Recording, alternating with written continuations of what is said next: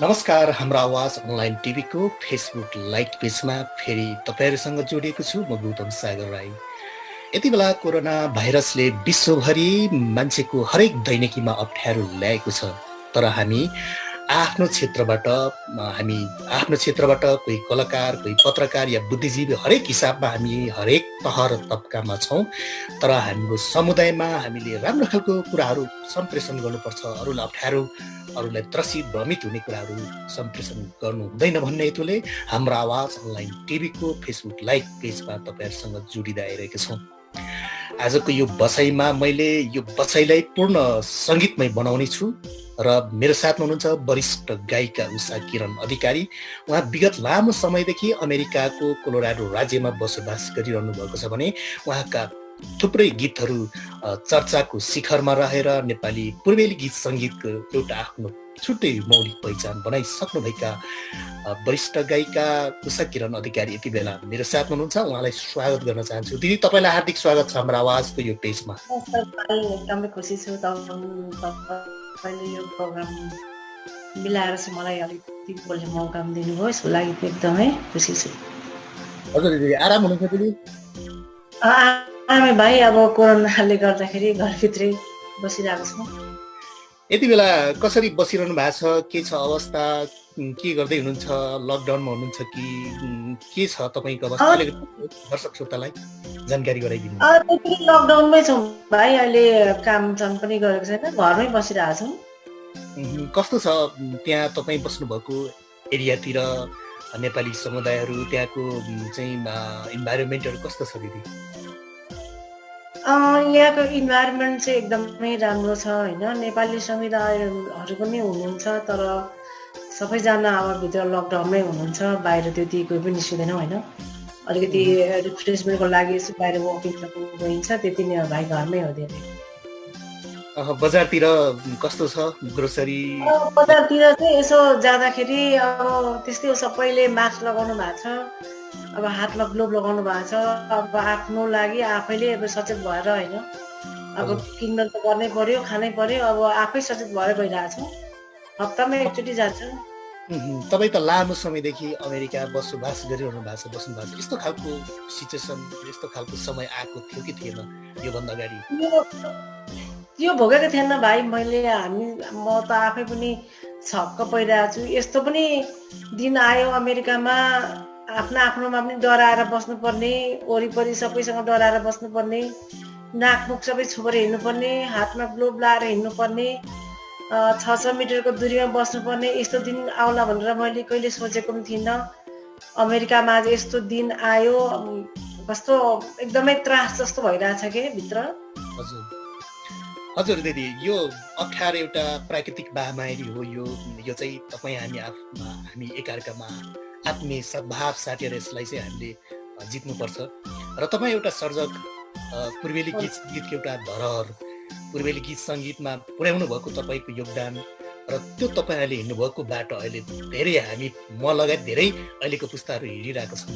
एकचोटि हामी जुन बेला तपाईँहरूले गीत गाउनुहुन्थ्यो, जुन बेला गीत रेकर्ड गर्नुहुन्थ्यो, क्यासेट बिक्री गर्नुहुन्थ्यो, त्यो समयलाई सम्झिनुहोस् न। तपाईँ त एउटा भनौँ न पूर्वेली गीतमा धेरैचोटि आँखा जुट्यो, आलु दम चानदेखि दर्जनौँ गीतहरू चर्चाको शिखरमा छ। त्यो बेलाको समय कस्तो थियो?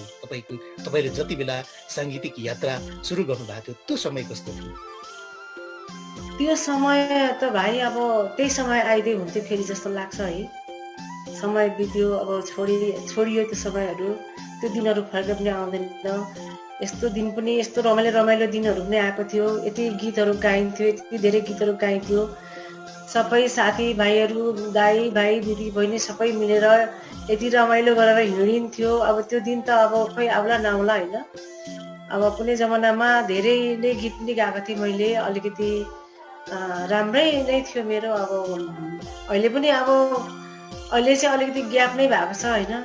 अब मेरो श्रोताहरूले तै पनि मन पराइदिइरहनु भएको छ जस्तो लाग्छ मलाई। बेला बेला अब फेसबुकमा आउँछ प्रतिक्रियाहरू, दिदी यो फेरि किन तपाईँ हराउनु भयो, दिदी यो गीत गाउनु न, तपाईँको यस्तो स्वर थियो, उस्तो स्वर थियो, तपाईँ किन हराउनु भएको, अमेरिकामा फर्किनुहोस् दिदी, नेपाल फर्किनुहोस्, तपाईँसँग गीत गाउनु कस्तो मन लागेछ दिदी भनेर कतिजना भाइहरूले अहिले पनि मलाई मेसेज गरिराख्नुहुन्छ।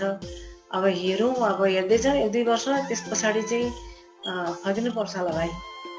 किन हराउनु भयो त दिदी? के भएर त्यति टाढो हुनुभयो? त्यति चर्चाको गीतहरू गाउनु भएको थियो पूर्वमा, हामी तपाईँको गीतहरू सुनेर हामी नाच्थ्यौँ, तपाईँहरूले गाउनुभएको गीत गाएर हामी पनि सर छिरेको हो होइन, कलाकार भन्नु। किन हराउनु भयो? त्यति धेरै श्रोता दर्शकको माया पाउनु भएको थियो, तपाईँको बाध्यता हो कि अमेरिका आउनुभएकोले हो कि के हो, के भयो त्यो चाहिँ हाम्रो दर्शक श्रोताले? अब बाध्यता पनि होइन होइन, बाध्यता पनि होइन। अब बच्चाहरू छन् यतै, बच्चाको कारणले पनि यतै आइयो, अब बस्नै पर्छ भन्ने पनि छैन। यसो नेपालमा गएको बेला टाइममा गएको बेला यसो एउटा त गरेको छु, तर अहिले अब आफू त्यहाँ बसेको जस्तो त हुँदैन होइन। त्यहाँ बसिरहेको भएदेखि अरू धेरै गीतहरू रेकर्ड गरिन्थ्यो होला, तर अब त्यो सुविधाहरू त्यस्तो चाहिँ अब अमेरिकामा अलिकति त्यति सहज छैन। यहाँ गीत रेकर्ड गर्नु गाउनु भनेको त्यति सजिलो पनि छैन, सहज पनि छैन होइन। त्यही भएर अलिकति अब ग्यापै भयो भनौँ न। त्यही भएर भाइ अब मैले यसो सोच्दैछु अब 2-4 वर्ष पछाडि फर्किने उतै, अनि फेरि कन्टिन्यू दिने जस्तो भनेर सोचिरहेको छु। त्यो बेला तपाईँले गाउनुभएको गीत अझै पनि चर्चाको शिखरमा छ, धेरैले अझै पनि सुन्नुहुन्छ। युगान्त जीवन्त त्यो गीत छ है, धेरैचोटि आँखा जुद्यो। त्यो आँखा कहाँ कहाँ एकचोटि हाम्रो दर्शक श्रोतालाई सुनाउन मिल्छ भने एक टुक्रा छोटो? अलिकति भोइसले पनि साथ दिइरहेको छैन, अहिले मौसम पनि त्यस्तै छ होइन, घाँटीहरू पनि खराब भइरहेको छ। अब कोरोनाको पनि त्रास छ बाहिर, त्यही पनि म 2 लाइन गाइदिन्छु नि है। जरुर। धेरैचोटि आँखा जुद्यो तर धक्कै पुगेन, बोल्न त मन छ बोली पुगेन, हाँसु कसरी माया बोल्नु कसरी, हाँसु कसरी माया बोल्नु कसरी, जिन्दगी बगेको पानी जस्तो हो, आउँदैन फर्केर फेरि फेरि हो, जिन्दगी बगेको पानी जस्तो हो, आउँदैन फर्केर फेरि फेरि यो माया त 2 दिनको घाम छाया हो, कर्मले डोराई कता लाने हो, हाँसिराखन माया बोलिराखन, हाँसिराखन माया बोलिराखन। साथ दिइरहेको छैन भाइ अलिकति। यति लामो समयपछि पनि त्यो तपाईँहरूको त्यो बेलाको जमानाको स्वर चाहिँ अलिकति नेचुरल, त्यो इलामको चिसो पानी पिउनु भएकोले त्यहाँको एउटा वातावरणले पनि होला, त्यो बेलाको जस्तो नै सुनिन्छ दिदी। यसको राज के हो? प्र्याक्टिस गर्नु खोइ अब सबैले त्यसै भन्नुहुन्छ भाइ। अब त्यो बेला त्यो गीत रेकर्ड गर्दा म 27-28 वर्षको थियो होला। अब अहिले त धेरै नै भयो, धेरै नै भयो गीत रेकर्ड गरेको पनि है। अलिकति के हुन्छ भने अब रियाज पनि अब कहिले गरिरहेको छु, अब मेन्टेन गरिरहेको छु मैले जे होस्। त्यही भएर सबैजनाले त्यसै भन्नुहुन्छ, खुसी लाग्छ तपाईँले त्यसो भनिदिएकोमा। अझ मलाई ऊर्जा मिल्छ, बढी धेरै गीत गाउने रहर जागर चल्छ। तपाईँले त्यसरी नै सधैँ भनिदिइराख्नु भयो भने, श्रोताले सधैँ मन पराइदिइराख्नु भयो भने मलाई पनि एकदमै खुसी लाग्छ। हामीले त जे देख्यौँ त्यही भनेको हो होइन दिदी। अब यसरी बुझौँ, त्यो बेला त गीत गाउन गाह्रो थियो होला, आज भोलि जस्तो स्टुडियोहरू चाहिँ गल्ली गल्लीमा थिएन होला। त्यो बेलाको र अहिलेको सङ्गीत कस्तो देख्नुहुन्छ? अहिले त युट्युबले गर्दा, अहिले रेकर्ड गरेर अहिले देखाउने त्यो खालको एउटा सुविधा पनि सञ्चारले अलिक साँगुरो बनाइदिएको छ हाम्रो परिवेशलाई। त्यो बेला र अहिले चाहिँ के फरक देख्नुहुन्छ? कस्तो लाग्छ भने अहिले त कमर्सियलै हो जस्तो लाग्छ क्या गीत पनि। अब कति गीतहरू त कति एफएम, कति गीत। हाम्रो पालाभन्दा एफएम थियो, एउटा स्टुडियो भनेको म्युजिक नेपाल थियो होइन।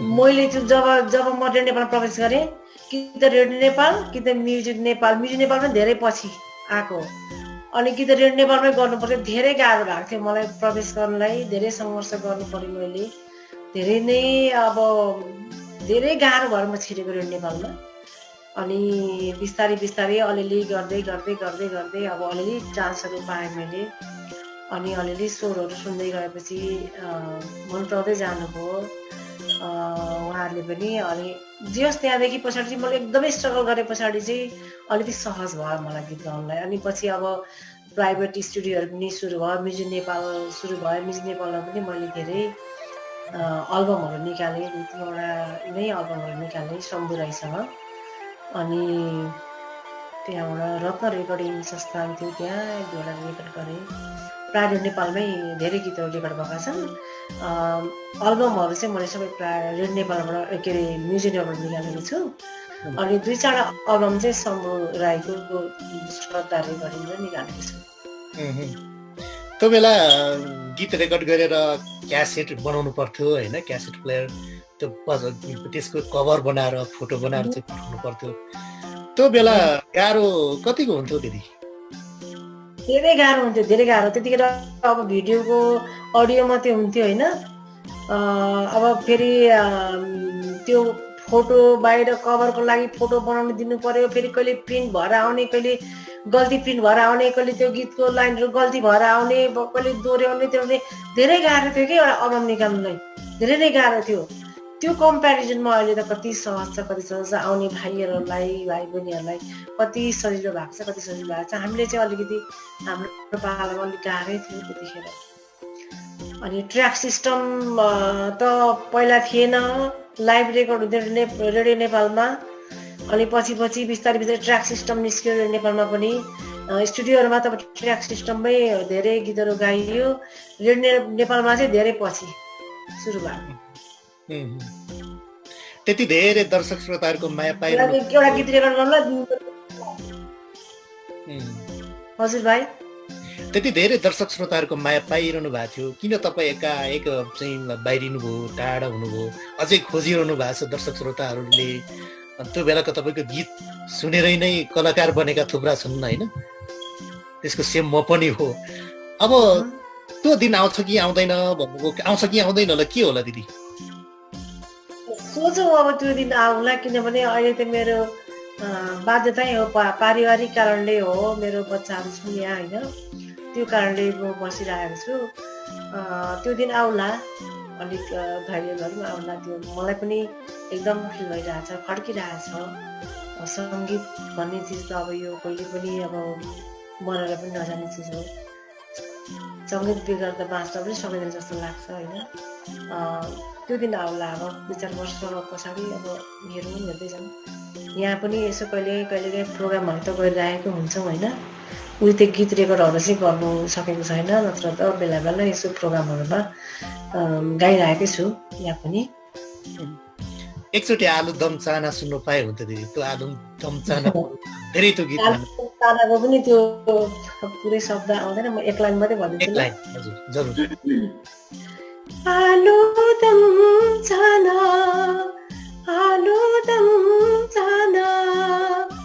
लैराख मायाले लैला मिठो सम्झना लैराख मायाले लैला मिठो सम्झना यति गाएँ भाइ मैले अलिकति एकदम हाम्रो दर्शक श्रोताहरूले यति बेला धेरैले हेरिरहनु भएको छ हामीलाई लाइभ यति बेला हामी फेसबुक लाइभ पेजमा छौँ र हामी युट्युबमा जान्छौँ एकदम धेरैजनाले हेरिरहनु भएको छ तपाईँलाई तारिफ गरिरहनु धन्यवाद हजुर एकदम उहाँले माया गर्नु भएको छ सधैँ यसरी नै माया गरिराख्नुहोस् उहाँलाई धेरै धेरै धन्यवाद दिन चाहन्छु जसले यो प्रोग्रामहरू हेरिराख्नु भएको छ होइन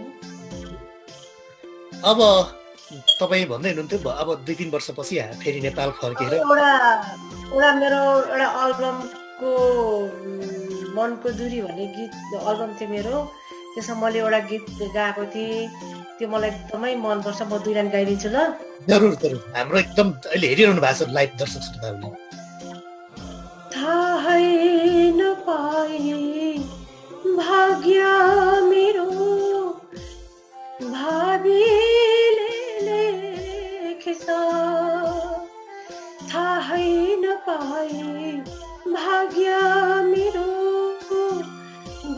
भावीले लेखेछ अन्जान यो मुटुभरि व्यथा त्यसै भरेछ व्यथा त्यसै भरेछ थाहै नपाए भाग्य मेरो भावीले लेखेछ। एकदम मिठो दिदी, यो त तपाईँकै जिन्दगीलाई समेटेर बनाएको गीत जस्तो लाग्यो। त्यही भएर मलाई एकदमै मेरो लाइफलाई नै टच हुने खालको गीत भएकोले गर्दाखेरि यो भाग्यले मान्छेलाई कहाँ कहाँ पुर्याउँछ कहाँ कहाँ ल्याउँछ है। त्यही भएर मलाई 2 लाइन भए पनि गाउन मन लाग्यो। त्यही भएर मैले भित्रको उसबाट मैले पोख्न खोजेको। अब अन्तरा पनि अब गाउनु त मन लागेको थियो। अब त्यहाँ फेरि टाइम कति के कसो छ भाइको सुनाइदिनु न दिदी। आज त सङ्गीतमय बनाउनु, यति बेला कोरोनाले चाहिँ घरभित्र बसिरहनु धेरै दर्शक श्रोताहरूले हामीलाई हेरिरहनु भएको छ, उहाँले पनि एकदम रमाइलो महसुस गरिरहनु भएको छ, सुनाइदिनुहोस्। भाग्य दियो नि भावी तिमीले कस्तो भाग्य दियो नि भावी तिमीले मुटु मेरो जलाइदे सबैले मुटु मेरो जलाइदे सबैले काँडाहरू बचन बनी दिलभित्र पसेछ काँडाहरू बचन बनी दिलभित्र पसेछ अन्जान यो मुटुभरि व्यथा त्यसै भरेछ व्यथा त्यसै भरेछ थाहै नपाए भाग्य मेरो भावीले लेखेछ। मिठो दिदी, आफैले सङ्गीत आफैले लेख्नु भएको कि के छ? होइन, यो नरेन्द्र प्यासीले सङ्गीत गरेको गीत पनि एकजना ठुलै कविको हो, तर नाम बिर्सेँ मैले अहिले उहाँको चाहिँ बिर्सेँ है। नरेन्द्र प्यासीकै सङ्गीतमा हो, धेरै वर्ष अगाडि गाएको मैले मेरो एल्बमको मनको दुरी एल्बमबाट निकालेको। एकदम मिठो गीत दिदी।